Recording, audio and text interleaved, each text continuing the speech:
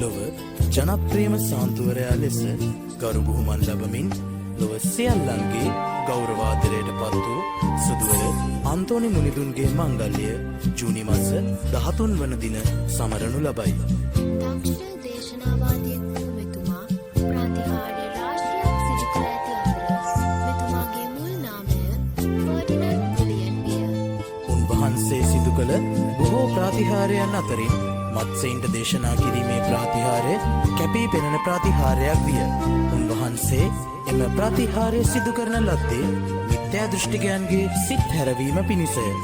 මෙතුමා වෙනුවෙන්ම කැපකෙරුණු බැසිලිකාව පාදුවානුවර පිහිටා ඇති අතර ලොව වටා සියල්ලන් එතුමන්ට ගරු කරන්නට පාදුවාවට එක්වේ.